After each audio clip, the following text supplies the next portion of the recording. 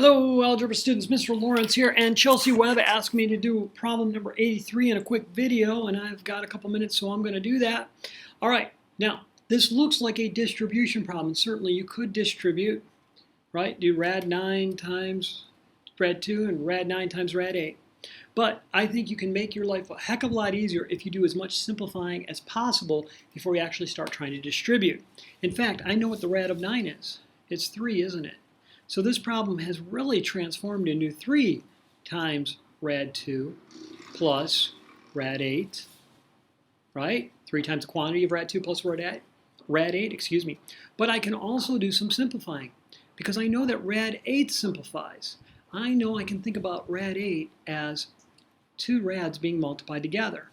If I can find the largest perfect square factor of 8, in this case it's 4, isn't it? I can write this as rad 4 times rad 2. Yes, they are equivalent to each other.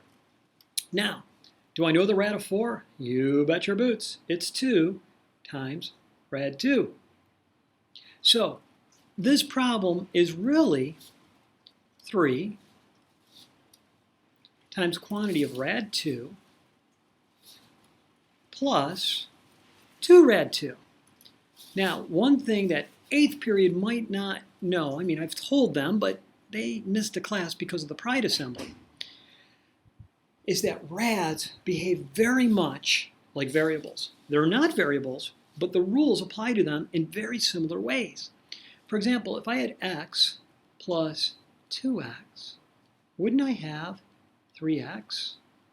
Because there's 1x here, and there's 2 x's here, so altogether there's 3 x's, right?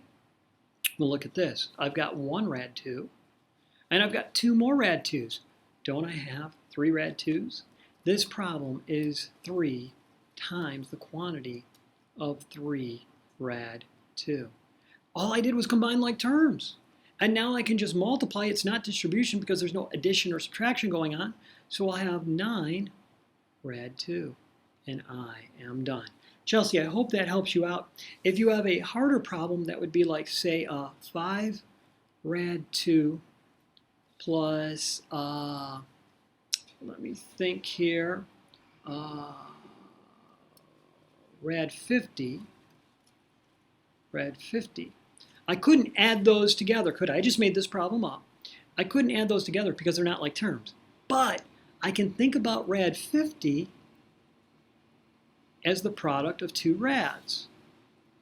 So that would be a rad times a rad. Well, I want the largest perfect square factor of 50, and I think that's going to be 25. 25 times 2 is 50. So rad 50 is the same as rad 25 times rad 2. Well, therefore, rad 25 is 5 rad 2.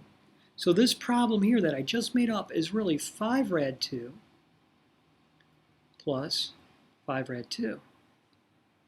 How many rad 2's do I have? Don't you dare say 2. 10 rad 2's. And there you go. That's it. All right, that's it for the video. Mr. Lawrence signing off. Have a good night, everybody.